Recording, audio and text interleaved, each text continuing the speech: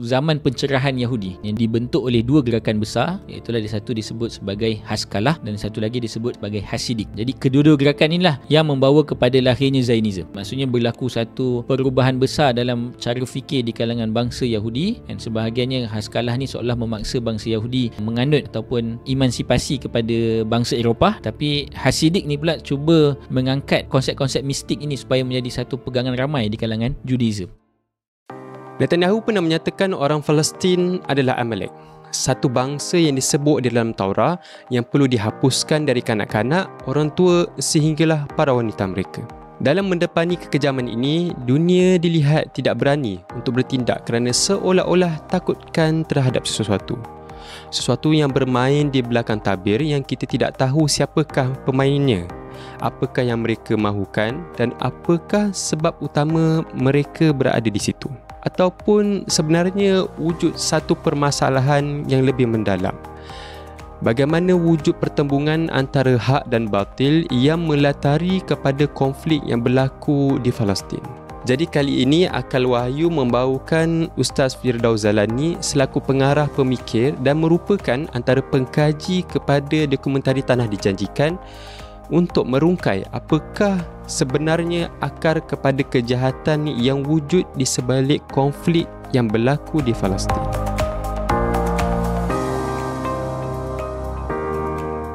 Sebenarnya terlalu banyak pembongkaran tentang sisi kejahatan Yahudi yang perlu saya kongsikan kepada anda supaya kita semua lebih faham isu sebenar yang berlaku pada tanah Palestin hari ini.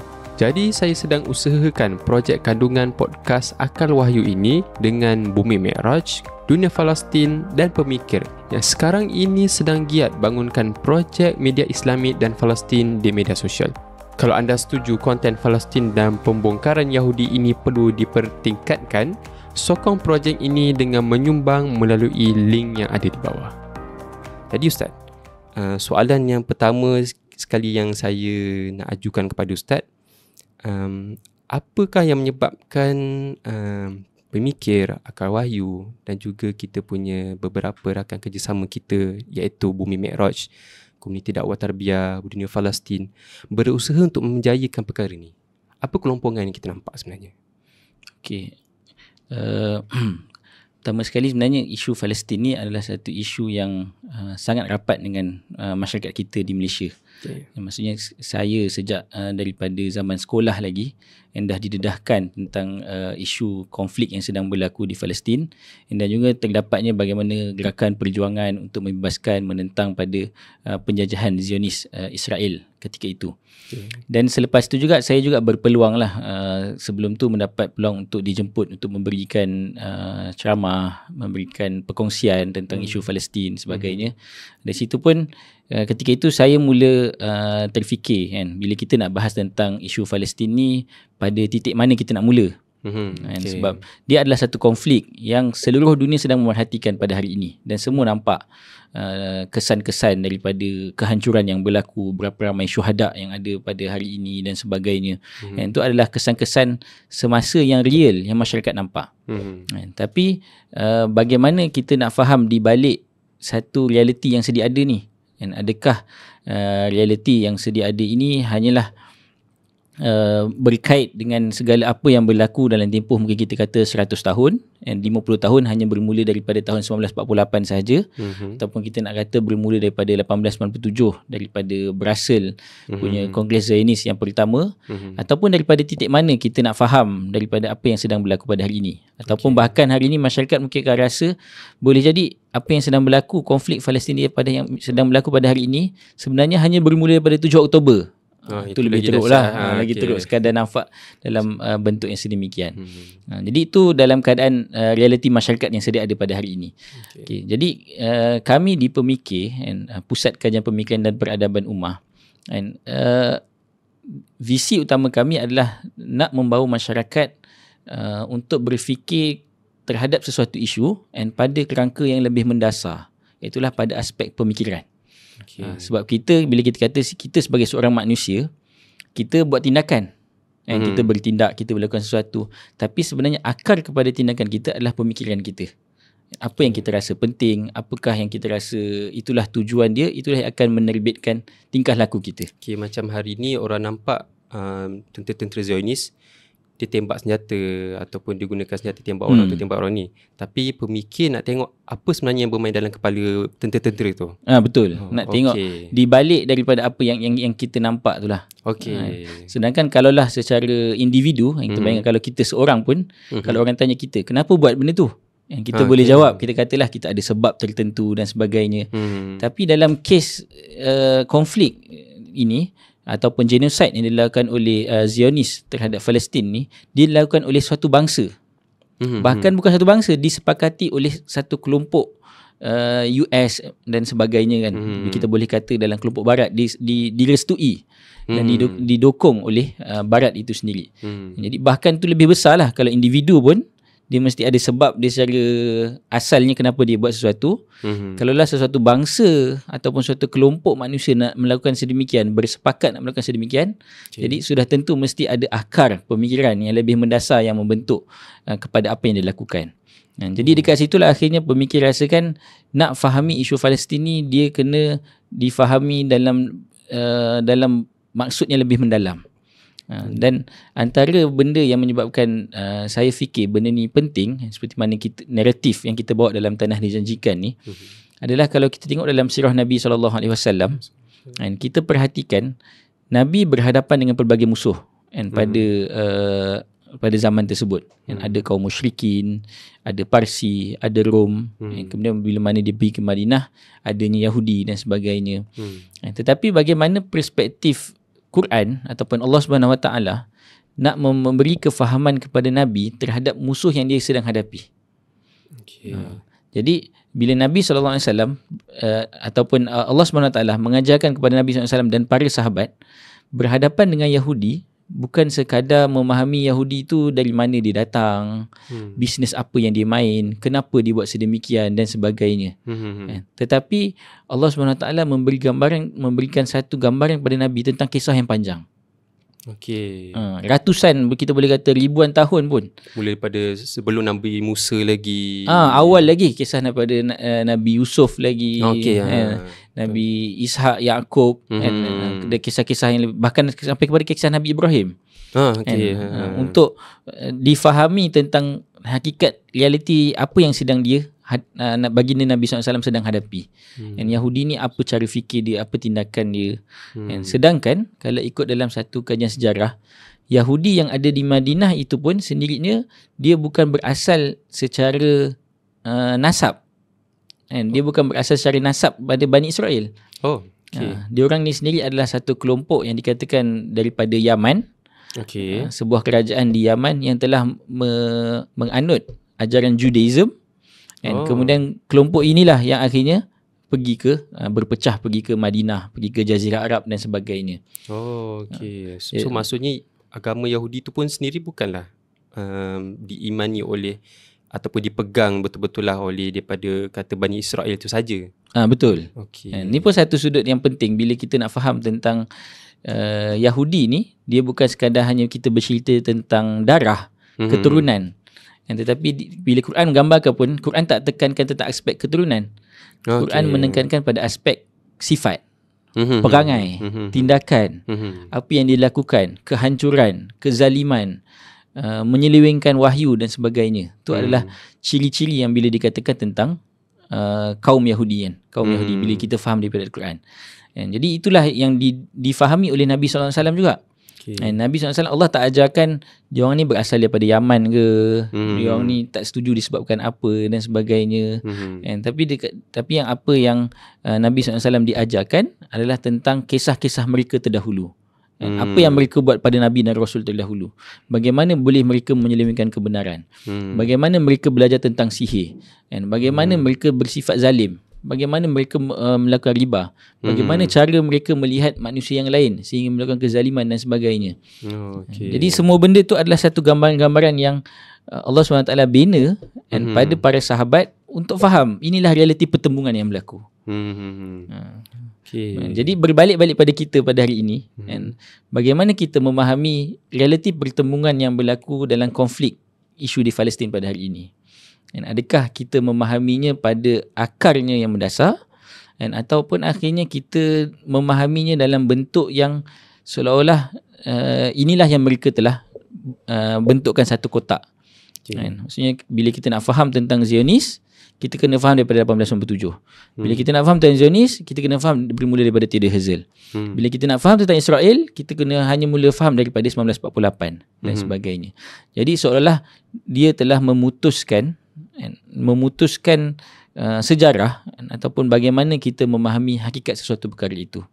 Dan benda ni besar, dan bagi kami di pemikir melihat benda ni besar sebab dia memberi implikasi bagaimana kita melihat penyelesaian kepada isu Palestin pada hari ini. And ramai orang cakap tentang two state solution, ramai orang cakap tentang panggil apa? Hamas perlu letak senjata. Hamas perlu letak senjata. Okay. Kenapa nak perlu bertindak ganas dan sebagainya kat situ kan. Tetapi sebenarnya solusi ini, apa yang kita nak kata sebagai solusi ini, sebenarnya dia perlu terbit daripada kefahaman kita. Okay. Bagaimana kita faham hakikat realiti yang sedang berlaku. Okay. Jadi inilah yang sebenarnya menyebabkan pemikir menghasilkan ataupun memberi input konten supaya menghasilkan sebuah kita boleh kata siri dokumentari ke? Okay. Kan? Siri dokumentari ringkas tentang Tanah Dijanjikan. Okay. Tapi Ustaz, kalau kita nak highlightkan balik dalam semua siri kita banyak tekankan tentang satu naratif besar, iaitu berkaitan dengan kekejaman yang berlaku di Palestin adalah daripada satu pemikiran iaitu dipanggil sebagai Zionism. Okay. Persoalan dia, kenapa Zionism? Sebab kalau kita tengok balik daripada perbincangan-perbincangan yang berada di luar sana, Zionism ni sinonim macam Ustaz katalah Theodor Herzl dengan kumpulan-kumpulan selepas daripada itu. Sebab Zionism sinonim sebagai satu projek untuk mendapatkan tanah. Sekadar itu. Tapi kenapa kita highlightkan Zionism tapi kita tarik perbincangan tu daripada zaman para Anbiya wal Mursalin? Itu satu persoalan. Kenapa? Itu dia satu cabaran pada hari ini. Contoh bila kita kata Zionis Israel. Semua masyarakat faham dan masyarakat pun dah berpegang bila sebut Israel, dia akan samakan dengan sama ada rejim Zionis Israel. Jadi persoalan tentang Zionis ni sebenarnya apa yang kita faham tentang Zionis? Tu jadi satu persoalan yang besar. And adakah kita faham Zionis ni sekadar sebuah gerakan ataupun kita boleh kata sebagai movement? Kalau kita gambarkan ini sebagai movement, maka kita pun akan kajilah bermula daripada kongres mana, kemudian bagaimana dia melobi, bagaimana dia mempengaruhi dan sebagainya. And jika kita faham Zionis itu sebagai sebuah movement. Tetapi kalaulah kita melihat, dan inilah yang kita di pemikir cuba ketengahkan, adalah kita memahami Zionis ini sebagai sebuah projek pemikiran. Benda baru. Satu benda projek pemikiran yang dia bukan sekadar terbit daripada sebuah gerakan, tetapi dia adalah satu projek pemikiran yang panjang.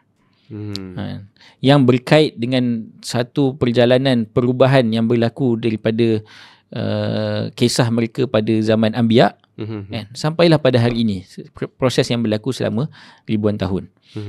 Benda tu berkait bagaimana tentang dia melihat diri mereka, cara mereka melihat orang lain, konsep orang membahaskan tentang disebut tentang apa, Gentile kan, maksudnya non-Jewish dan sebagainya. Mereka panggil sebagai goyim lah. Ataupun yang disebut dalam bahasa dia sebagai goyim, and foreigner kepada bangsa Yahudi, sehinggalah kepada perubahan yang kita boleh katakan kalau Al-Quran gambarkan, istilahkan sebagai tahrif, and merubah makna-makna wahyu itu selari dengan kemahuan mereka, kemahuan hawa nafsu mereka. Jadi kat situlah satu proses yang panjang yang perlu kita fahami.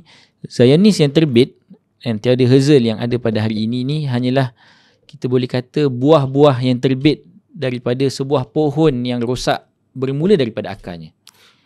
So itu gambaran yang kita boleh nampak lah. Bermula pada akar, dari proses yang sangat lama. Betul. Kemudian naik pada batang dia sampai Theodor Herzl dan gerakan-gerakan dia sekadar buah. Sebab kadang-kadang kita hari ni terlalu fokus dengan buah busuk tu. Kita duk bincang kenapa buah ni busuk, kenapa buah ni rosak, kenapa buah ni makan ulat dan sebagainya. Tapi kita tak cuba lihat masalah utama. Asal buah ni daripada mana. Okey. Apa dia punya pokok daripada dahan yang mana. Kita daripada dahan tu kita tarik lagi. Daripada kita boleh kata apa? Batang pokok tu kan. Batang utama tu daripada mana. Kemudian daripada batang tu kita tarik lagi. Lihat ke bawah. Daripada akar yang mana. Jadi macam saya sebutkan tadi, itulah yang naratif ataupun gambaran yang Quran nak berikan kepada kita. Dan sepatutnya kita pada hari ini pun cuba memahami hakikat pertemuan yang berlaku ini pada perspektif tersebut. Dan antara perkara juga yang agak trigger saya adalah dalam satu penulisan dibuat oleh Syekh Fathullah Sa'id, seorang ulama daripada Mesir. Dia menulis satu buku, dia sebutkan tentang Ma'rakatil Wujud Bainal Quran wa Talmud. Okay. Tajuk, sebelum saya baca isi pun, saya pun dah, bila tajuk tu pun dah satu benda yang trigger. Tajuk tu maksud dia? Tajuk tu adalah Ma'rakatil, sebuah pertembungan wujud, sebuah pertembungan kewujudan. Sama ada hidup atau matilah, pertembungan kewujudan antara Bainal Quran, antara Quran dan juga Talmud. Kenapa Talmud? Tu pun satu benda yang menarik. Sebab kalau kita faham pada hari ini, kita akan cakap Ma'rakatil Wujud Bainal Sahyuni ke, di antara Zionis ataupun Israel ke, wa Palestin pada hari ini. Tetapi dia menggambarkan dengan satu dua hakikat pertembungan ataupun dua hakikat pemikiran yang mendasari dua pertembungan ni. Itulah satu Quran yang mengajarkan kita tentang kebenaran, yang mengajarkan kita tentang tujuan hidup kita, yang mengajar kita tentang tanggungjawab kita sebagai umat Islam dan sebagainya. Itu pada satu aspek. Dan dalam ditembungkan dengan Talmud. Okay. Kalau kita baca dalam sejarah, Talmud ni dia juga bukan yang dikatakan sebagai Taurat. Taurat dan Talmud adalah dua benda yang berbeza. Kan, kalau kita baca, melihat pada sejarah Judaism itu sendiri. Dan Taurat itu yang dikatakan diturunkan kepada Nabi Musa. Dan antaranya diturunkan juga Ten Commandment apa semua tu kan. Dan semua itu dalam juga Taurat tu lah. Antaranya juga dalam Taurat. Dalam, ada yang diturunkan dalam Taurat. Kemudian Talmud ni wujud bila? Jadi kalau kita lihat pada sejarah, Talmud ni pula disebut sebagai diistilahkan sebagai kata-kata oleh rabai. Kata-kata oleh rabai yang dicatat, yang dikumpulkan, yang dikatakan inilah tafsiran kepada Taurat. Jadi kita bayangkan, kita baca dalam sejarah, satu sudut Taurat telah diselewengkan. Ketika mana diturunkan kepada Nabi Musa, dan bahkan selepas itu pun berlaku penyelewengan sehinggalah dikatakan Taurat yang ada pada hari ini pun ditulis paling awal pun ketika mana mereka berada di Babylon. Nak tahu kisah di Babylon ni boleh tengoklah dalam Tanah Dijanjikan kan, pada bahagian mana tu kan. Dan bahkan Talmud itu sendiri ditulis dan juga dihasilkan lebih lewat lagi selepas itu.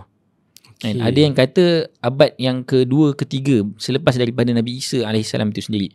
Walaupun dikatakan ditulis lebih awal. Lebih awal. Jadi dalam buku tu ditulis oleh Syekh Fathullah Sa'id, nak menggambarkan sebenarnya akar kepada pemikiran yang ada pada Yahudi ataupun pada Israel yang ada pada hari ini, akarnya adalah pada Talmud. Semua kata-kata rabai mereka. Semua adalah kata-kata juga tafsiran-tafsiran rabai mereka. Dan yang bahkan saya ada baca satu tulisan menyebutkan di awal bahagian Talmud itu sendiri menyebutkan Talmud ini lebih mulia daripada Taurat. Lebih mulia daripada Taurat. Bahkan dia kata orang-orang Yahudi sepatutnya lebih banyak pegang kepada Talmud berbanding pegang kepada Taurat. Macam kalau kita ni orang lebih beriman kepada tafsir daripada Quran tu sendiri. Betul. Tapi berbezalah sebab kalau kita bila nak melakukan tafsir pun ada disiplin dia kan. Maksudnya ulama letakkan bagaimana secara penguasaan tentang ilmu bahasa, penguasaan terhadap pelbagai ilmu akidah, fiqh, kalam, mantik dan sebagainya, supaya tafsiran itu betul membawa kepada makna yang dikehendaki. Tetapi berbeza dengan Talmud ini, dia memang diistilahkan kalau dalam ni kalau dalam Englishnya disebut the word of the scribers kan.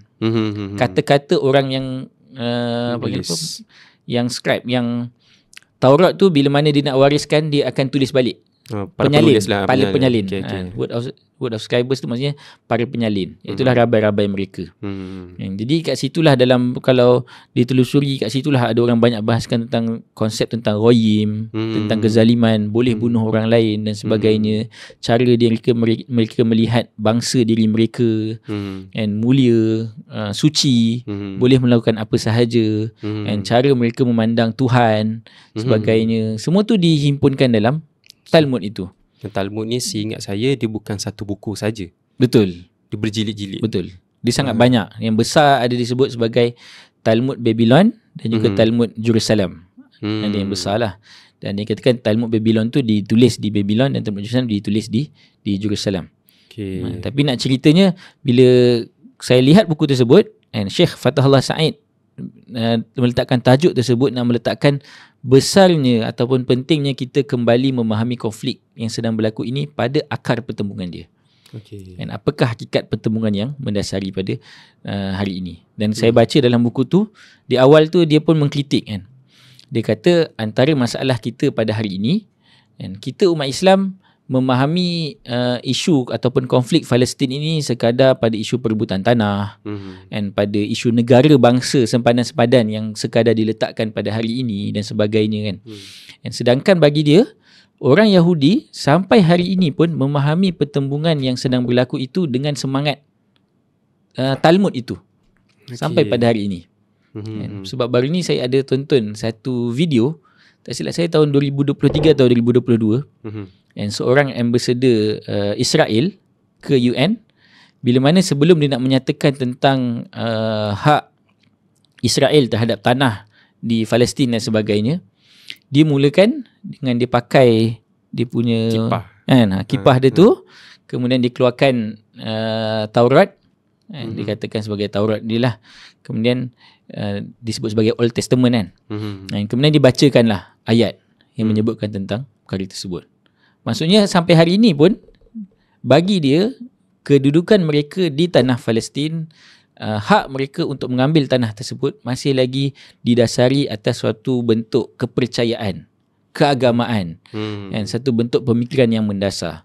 Dan bahkan baru ni pun, bila selepas daripada kes 7 Oktober, dan kita boleh lihat sangat banyak lah, kita boleh sendiri search dan cari statement-statement yang dikeluarkan oleh Menteri Pertahanan, bahkan Netanyahu sendiri bila dia nak melakukan statement, awal-awal statement yang dia sebutkan untuk mengabsahkan dia menyerang Gaza, adalah dia menggambarkan orang Gaza ni adalah seperti Amalek. Amalek ni adalah satu kisah dalam Bible. Selepas ni boleh tengok dan cari. Tapi seolah-olah dalam kisah tersebut, inilah bangsa yang telah menzalimi Bani Israel, sehingga menyebabkan perlu diisytiharkan perang dan perlu dibunuh dan orang-orang yang telah menzalimi Bani Israel. Jadi ini dia mengambil, diistilahkan sebagai biblical history bagi mengabsahkan polisi ataupun tindakan yang dilakukan. Jadi ni Syekh Fathullah Said kata, sampai hari ini pun, sedangkan di buku tu dia tulis tahun 80-an, sampai hari ini pun Israel, bangsanya, kaumnya dan sebagainya masih lagi mengambil aspirasi ataupun semangat di balik tindakan yang mereka lakukan hari ini, dan daripada satu sejarah ataupun akar pemikiran yang mendasar. Jadi dekat situ dah ditimbulkan persoalan, sedangkan kita kat mana umat Islam? Apa kita faham? Yelah, sebab hari ni pun bukan saya nak kata apalah, majoriti daripada umat Islam dia tidak melihat Al-Quran tu sebagai satu sumber asas untuk bincangkan tentang Palestin. Betul. Jadi sekadar kata ni semangat nasionalisme, kebangsaan bangsa Arab gitu saja. Betul. Mungkin kita baca, kita tak nafikan. Maksudnya umat Islam membaca Al-Quran. Tapi sejauh mana Al-Quran itu difahami dalam mentafsirkan realiti yang ada pada hari ini. Ataupun sekadar difahami sebagai sebuah kisah dan sejarah. Difahami tentang kisah Nabi Musa, difahami tentang kisah Nabi Isa, difahami tentang kisah Nabi Zakaria dan sebagainya. Tetapi sepatutnya pada kita, segala kisah tersebut sebenarnya memberi suatu kacamata, dan memberi satu kacamata dalam realiti yang kita berada pada hari ini. Jadi sepatutnya ianya memberi satu pandangan baru lah. Jadi dekat situlah akhirnya tanah dijanjikan terbit. Cuba mengisi ruang itu dan cuba menjadi sebuah kacamata bagi masyarakat dalam melihat isu Palestin yang sedang berlaku pada hari ini. Okay, Ustaz, cuma tadi Ustaz ada sebut berkaitan dengan kita nak tarik perbincangan ni mula pada mana. Okay. Dan pada masa sama Ustaz ada sebut tentang Talmud dan sejarah-sejarah permulaan je. Okay. Kalaulah kita katakan sebelum daripada itu ataupun selepas daripada wujudnya Talmud, ada ataupun tidak kita boleh pinpoint sebenarnya Zionism ni asalnya daripada sini ataupun dia sebenarnya daripada gerakan ini, daripada gerakan ini. Sebagai contoh, saya lihat perbincangan dekat luar sana lah, tapi di peringkat antarabangsa ada mengaitkan tentang Christian Zionis era-era itu. Habis tu ada baru-baru ni saya baca satu buku ada tentang kaitkan tentang gerakan-gerakan mistik. Jadi kalau macam tu kita nak pinpoint tu mulai pada mana? Macam mana Ustaz? Okay, itulah bila kita nak bahas tentang satu sejarah yang panjang, ribuan tahun kisah dia, dan cabaran dia adalah kat mana kita nak letak inilah peristiwa-peristiwa yang mengikat kepada peristiwa apa yang ada pada hari ini. Contohnya macam tadi disebutkan tentang Christian Zionism. Itu juga adalah satu pandangan yang banyak diketengahkan oleh ahli akademik di Israel yang banyak kritik Israel sendiri. Contohnya macam Ilan Pappé dan sebagainya yang banyak menulis tentang kritikan terhadap polisi dan juga genosid yang dilakukan oleh Israel. Jadi dalam tu pun disebut sebenarnya yang banyak mempengaruhi kita boleh kata Jews ataupun Yahudi pada abad, boleh dia disebut sebagai abad 17, abad 18 dan sebagainya. Mula-mula yang bawa adalah Christian Zionism. Bukan Yahudi itu sendiri. Bagi dia bukan bermula daripada dalam Yahudi itu sendiri. Sebab apa? Sebab kalau kita baca dalam sejarah, bila mana kejatuhan disebut sebagai pada zaman second temple, yang dihancurkan, dipanggil apa, temple temple Sulaiman kali kedua, itulah pada tahun 70 Masihi, pada era zaman Rom. Mereka ketika itu berpegang kepada disebut sebagai the three oaths, sebuah sumpah mereka, dan antara sumpah mereka itu adalah berkaitan dengan mereka tidak akan kembali ke tanah ini melainkan telah datangnya seorang Masiah. Masiah ini bukan Nabi Isa ke ataupun Imam Mahdi ke sebagainya, tapi satu konsep tentang akan datangnya seorang penyelamat yang akan menyelamatkan kaum Yahudi sehingga membawa Yahudi kembali ke tanah tersebut. Itu pegangan mereka selama ratusan dan ribuan. Jadi akhirnya itulah menyebabkan diistilahkan sebagai the Jewish diaspora. Maksudnya Yahudi itu bertebaran di seluruh dunia, dihukum dan dibenci dan sebagainya, berlaku pogrom dan sebagainya. Sebab apa mereka tak kembali ke sana? Sebab mereka berpegang kepada perkara tersebut.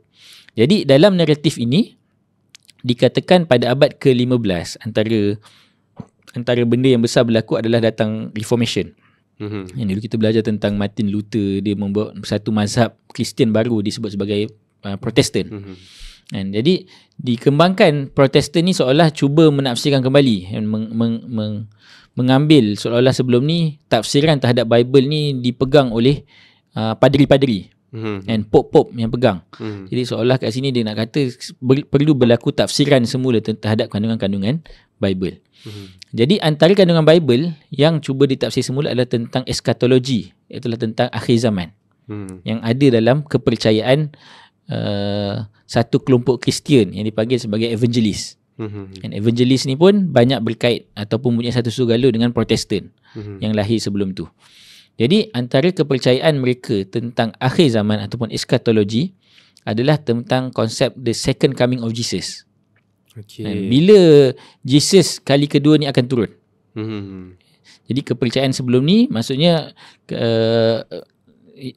second coming of Jesus, seolah Jesus ni dalam kepercayaan diorang lah, seolah Jesus telah dibunuh pada abad pertama tu, dan kemudian abad kedua ketiga kan tu kan, kemudian second coming of Jesus pada akhir zaman, pada eskatologi akan turun, kemudian akan menyelamatkan kaum Kristian ni lah.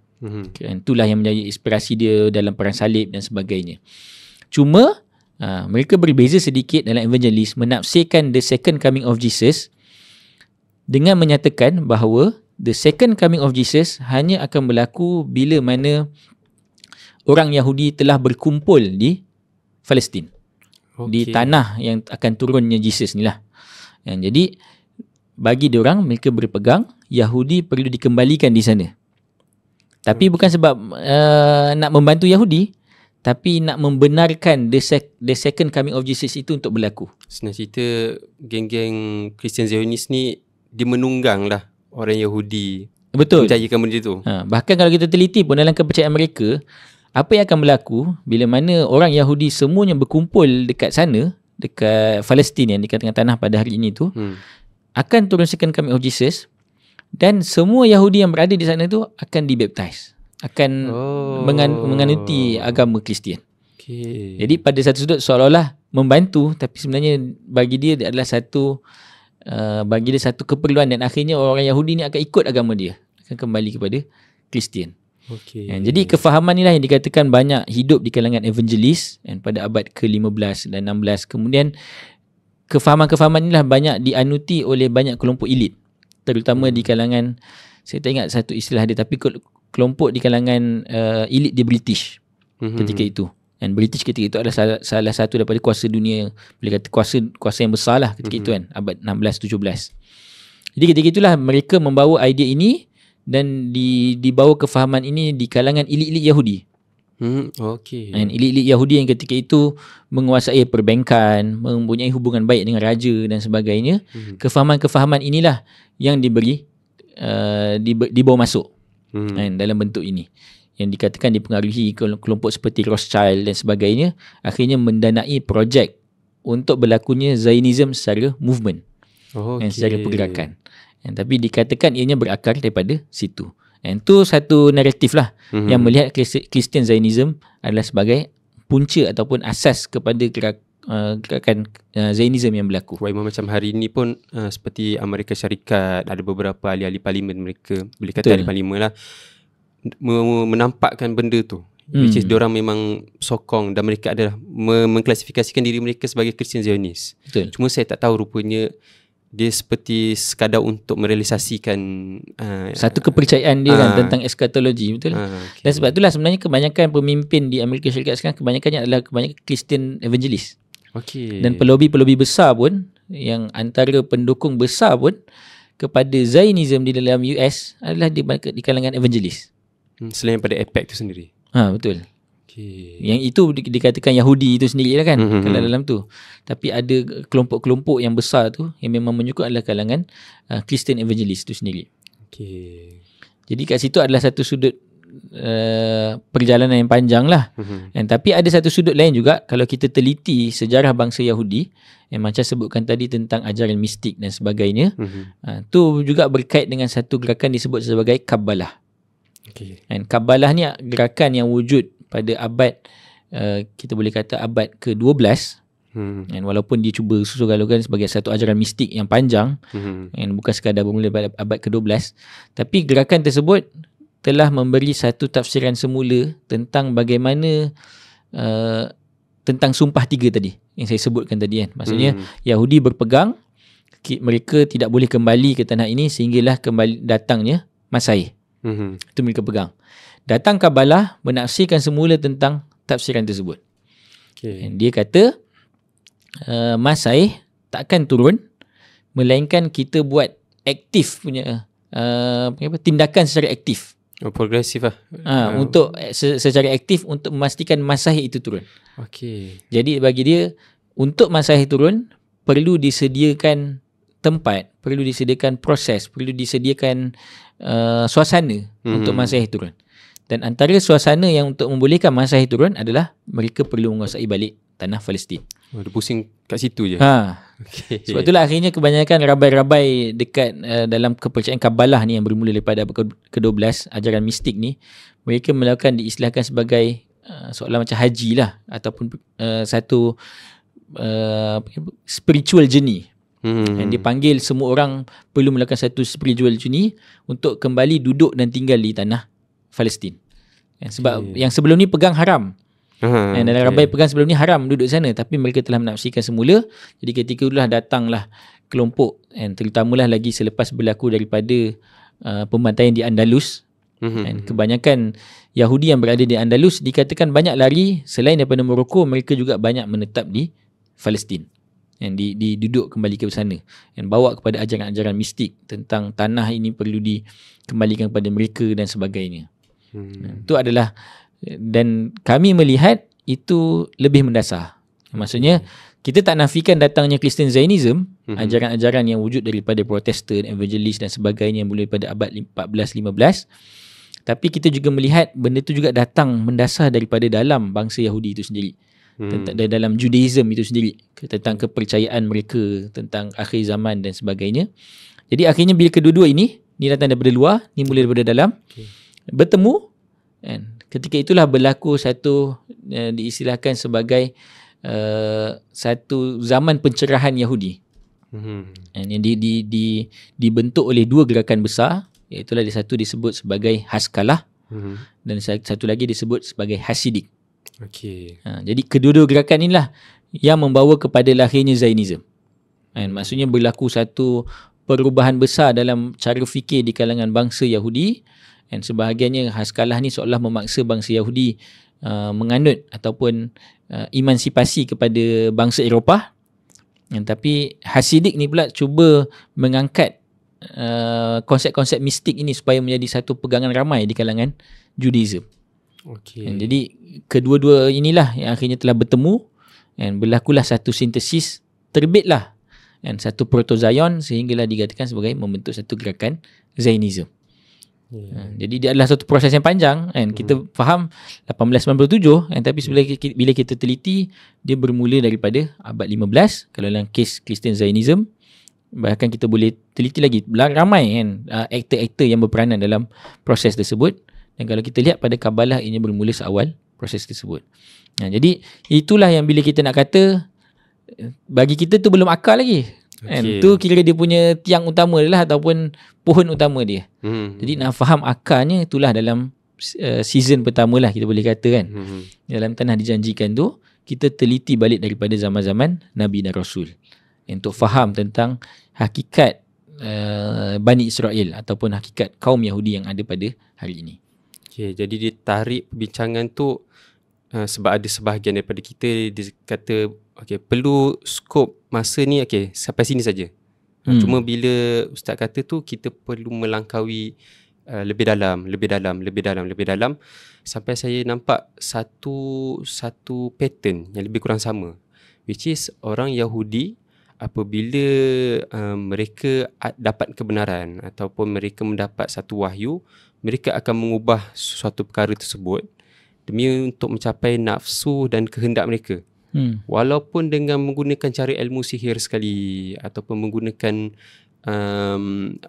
perubahan kepada sistem geopolitik sebuah negara, memonopoli dan sebagainya, sehingga kan boleh saya katakan majoriti daripada gerakan-gerakan ataupun konflik yang berlaku yang berpaksikan pusatnya adalah di Palestin adalah dilatari oleh kumpulan-kumpulan tadi. Betul. Kita boleh kata dengan maksud sedemikian lah.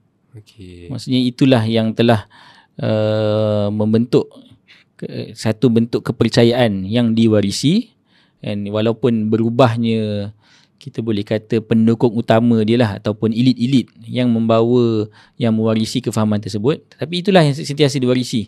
Dan kalau kita faham dekat sini, kita akan boleh lebih faham tentang apa yang berlaku dalam Perang Salib. Bila kita faham tentang Perang Salib, kita tarik ke belakang, kita boleh faham bagaimana boleh berlakunya penyelewengan agama Nasrani yang dibawa oleh Nabi Isa AS. Dan siapakah watak utamanya, Saint Paul dan sebagainya, apakah peranan yang dimainkan sehinggalah boleh mereka telah menyelewengkan, membentuk pada konsep Trinity, berasal daripada mana. Jadi itu semua adalah satu kisah yang panjang. Dan di balik itu adalah Yahudi, kisah-kisahnya, kan. Maksudnya kisah-kisah Yahudi. Dan kalau kita, bagi kami pun, bila teliti di belakang Yahudi pun, memang akan ada lagi kelompok lain yang sebenarnya mewarisi, yang mungkin kalau kalangan penonton dah tonton yang bahagian pada zaman Babylon tu akan faham. Maksudnya apa yang berlaku pada bangsa Yahudi ketika itu adalah mereka telah menyerap kepercayaan-kepercayaan ketamadunan lain. Sehingga mereka meletakkan itulah asas kepercayaan mereka. Dan ketika yang diistilahkan sebagai the Babylon exile. Waktu zaman Nabukhtansar. Betul. Ketika itulah yang dikatakan dia belajar tentang sihir, ilmu hitam. Bahkan kalau ini di kalangan sejarawan hari ini pun, bila disebut tentang Judaism, bila kali pertama Judaism itu dicipta? Okay. Dan dia takkan kata pada zaman Nabi sebelum zaman Solomon, bahkan zaman tu pun tak. Okay. Dia memang akan kata ketika mana Babylon exile tu. Okay, maksudnya ada satu era ataupun satu fasa dia asalnya agama lain, tiba-tiba berlaku Babylon exile, jadi Yahudi. Dia membentuk satu kepercayaan baru, Judaism. Okay. Yang sebenarnya tak berakar daripada wahyu pun, tetapi dicampur adukkan dengan segala nafsu, kehendak apa yang dia nampak dengan sihir dan sebagainya. Itulah yang membentuk satu kepercayaan. Dan akhirnya yang pada asalnya, contohnya bila kita sebut tentang Solomon Temple kan, pada kita secara sejarahnya itu adalah Masjid Al-Aqsa. Kan, yang dibuat oleh Nabi. Yalah. Nabi Sulaiman, kisah Nabi Daud dan sebagainya. Tetapi bagi mereka ini adalah sebuah temple. Dibayangkan tempat situlah berlakunya ritual, tempat itulah berlaku penyembahan kepercayaan dan sebagainya. Sacrifice lembu dan sebagainya. Okay. Jadi itu gambar-gambaran yang mereka selewengkan.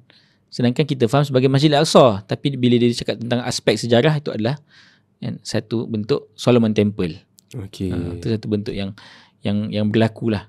Jadi premis awal, sebab saat tadi ada sebut tentang kita beriman bahawa yang dibina oleh para Nabi, iaitu Nabi Sulaiman dan sebagainya, itu adalah Masjid Al-Aqsa.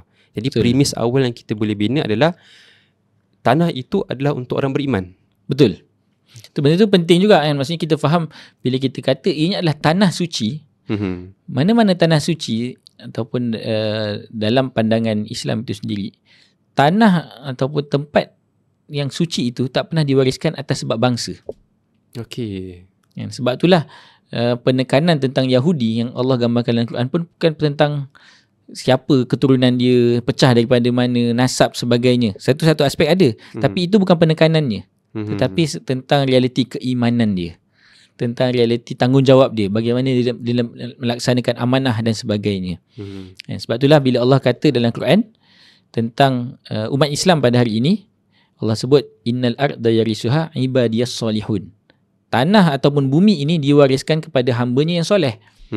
And bukan sekadar, jadi tanah ini bukan sekadar kita kata umum umat diwariskan kepada umat Islam, tapi diwariskan pada hamba-hamba-Nya yang soleh, yang layak untuk membawa kepada suasana yang lebih baik, suasana yang lebih baik.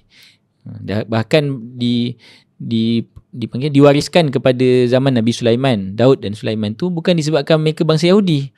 Sebab ketika itu mereka beriman.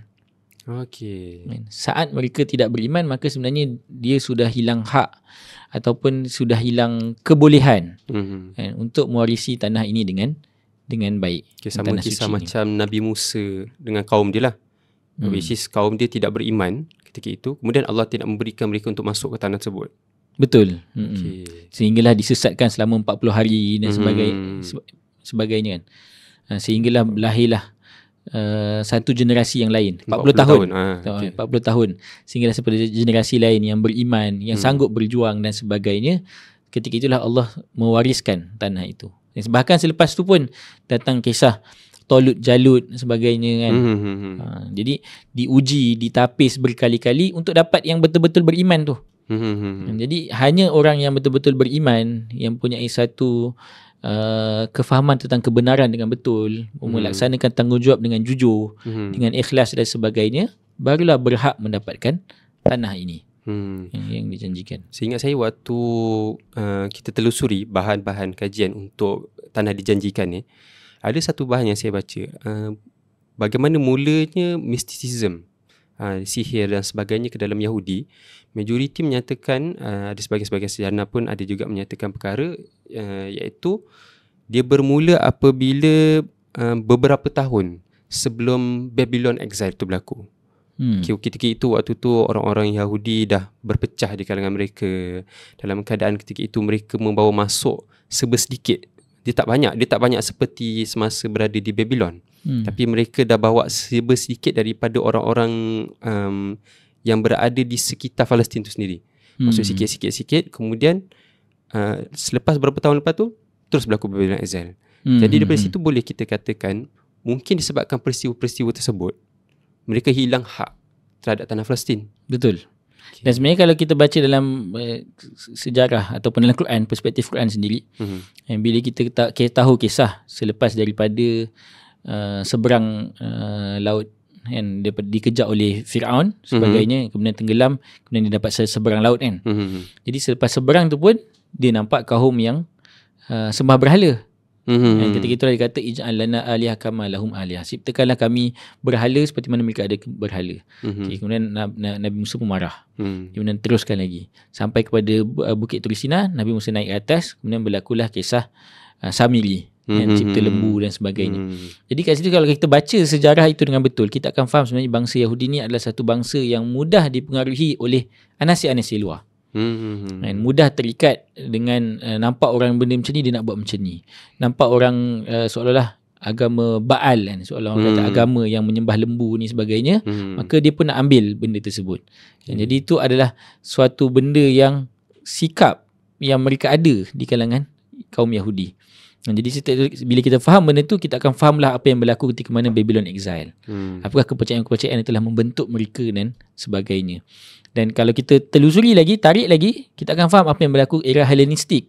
Dan era Hellenistik ni adalah ketika mana awal abad Rom tu, abad pertama sehingga beberapa abad yang awal itu, bagaimana Yahudi ketika itu mula dipengaruhi oleh pemikiran falsafah dan sebagainya, yang akhirnya telah membentuk ajaran-ajaran mistik. Yang membentuklah sehinggalah berlaku. Jadi sebablah kalau bagi saya, bila saya nak mengistilahkan Zionism, dia hanyalah suatu bentuk penyelewengan berkali-kali yang mereka lakukan sebelum ini. Dia lahir daripada satu rahim yang mempunyai satu kepercayaan, satu rahim yang mempunyai kepercayaan tentang kewujudannya, apa yang mereka lakukan, kezalimannya dan sebagainya. Dan akhirnya terbit daripada rahim ini Zionism. Yang seperti mana terbit daripada rahim ini modernism. Terbitnya lahir daripada rahim ini liberalism, secularism dan sebagainya. Jadi dekat sinilah akhirnya telah membentuk satu kepercayaan ekstremis yang boleh bersikap genocide, membunuh bangsa yang lain, memandang manusia yang lain sebagai hina, binatang dan sebagainya. Dia adalah satu proses yang panjang. Dan inilah yang telah membentuk Zionism yang ada pada hari ini. Okey, Ustaz. Soalan yang terakhir.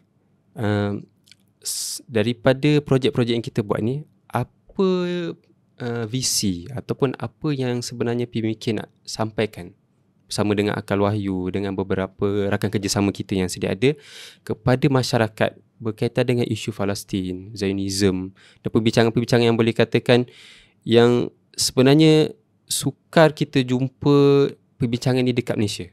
Sebab ini ada satu perbincangan yang cukup panjang, kita tarik sampai ke belakang dan kita mendalami benda tu. Sebenarnya apa yang kita nak capai sebenarnya? Itulah macam saya sebutkan pada awal tadi, satunya kita melihat satu gap bagaimana masyarakat memahami realiti. Jadi usaha kita menerbitkan Tanah Dijanjikan ni adalah satu produk awal lah. Dan yang kita cuba didik masyarakat memahami tentang apa yang berlaku. Di samping itu kita pun ada terbit majalah dan sebagainya, kan, ke arah nak mengisi gap tersebut. Supaya akhirnya masyarakat terdidik dalam memahami konflik yang berlaku itu, dan dalam bentuknya yang lebih mendasar, dan dalam bentuknya yang lebih mengakar. Supaya bila dia bercakap tentang sesuatu solusi, dia bercakap tentang apa yang sepatutnya umat Islam buat pada hari ini, kita mempunyai satu solusi yang tepat. Dan satu solusi kefahaman yang mendasar. Dan bahkan kita tengok dalam sejarah pun kisah Salahuddin Al-Ayyubi, dan bagaimana dia boleh kembali membuka Baitul Maqdis, dirampas balik daripada Crusade, yang tentera salib yang ada ketika itu. Dia pun punya satu proses yang panjang. Dan maksudnya dia ulama sebelum daripada Salahuddin itu telah mendidik masyarakat untuk faham balik sebenarnya apa yang sedang berlaku, pertemuan apa yang sedang berlaku, kenapa Kristian ini datang dan sebagainya. Dan sehinggalah dengan kefahaman-kefahaman tersebut telah mendidik masyarakat. Lahirlah satu generasi Jil Salahuddin, dan satu generasi Salahuddin yang melihat musuh pada bentuknya yang betul. Kita ni mencabar, kita tengok musuh, tapi kita tengok kejap dia pakai baju ni, kejap kita baju ni, kan, bertukar-tukar baju. Kadang kita melihat musuh ni dengan baju negara bangsa, kejap kita lihat musuh ini dengan wajah Netanyahu sahaja, kadang kita melihat musuh ni dengan IDF semata-mata, contoh, kan. Tapi sebenarnya mana hakikat? Okey. Itu satu persoalan. Jadi kat situlah akhirnya kami mengharapkan usaha kecil ini, dan kami tahu usaha kecil ini tak cukup. Dan tak adalah adanya tanah dijanjikan selesai dah masalah, tak. Kami mengharapkan ini menjadi satu spark, menjadi satu gerakan untuk di kalangan dalam dunia akademik contohnya, di kalangan masyarakat, di kalangan pemikir-pemikir, di kalangan pempengaruh dan sebagainya, mula bercakap tentang perkara ini pada perspektif yang lebih mendasar. Banyakkan lagi kajian-kajian tentang Talmud, tentang Taurat, tentang akar pemikiran-pemikiran yang telah membentuk Yahudi pada hari ini dan sebagainya. Jadi kami mengharapkan usaha keridil ini ataupun benih keridil yang kami tanam ini, dan moga-moga ianya menjadi satu pohon lah, jadi satu pohon yang terbit daripada situ, sehinggalah bentuknya satu ajial ataupun jil Salahuddin yang macam berlaku pada zaman pertengahan umat Islam dan suatu masa dahulu. Jadi mungkin kemenangan itu bukan terhasil pada era kita ataupun generasi kita, tetapi benih itu perlu mula ditanam oleh generasi kita pada hari ini. Okay. Baik Ustaz, terima kasih sebab turut bersama dalam perbincangan kita yang pertama ini. Dan insya-Allah kepada para hadirin sekalian, kita akan ada beberapa lagi episod untuk membincangkan perbincangan berkaitan dengan falsafah Zionism, konflik yang berlaku, mistisism yang terbina, yang menjadi asas kepada konflik yang wujud pada hari ini pada episod-episod yang akan datang. Jadi kita mahukan sokongan daripada para pendengar kita untuk terus bersama. Pastikan subscribe, like, share, dan juga kami ada sediakan beberapa merchandise yang mungkin para hadirin kita ingin dapatkan, memahami sebenarnya apa yang kami dah buat, apa kajian-kajian dan penulisan-penulisan yang kami dah buat. Ini sebagai salah satunya, iaitu berkaitan dengan, kita kaji berkaitan dengan falsafah Zionism itu. Jadi dekat sini ada beberapa para penulis yang turut bersama selain daripada Ustaz Firdaus sendiri, yang turut bersama-sama menjayakan projek Tanah Dijanjikan ini. Dan itu sahaja daripada kami untuk episod yang pertama. Jumpa lagi pada episod yang akan datang. Assalamualaikum warahmatullahi wabarakatuh.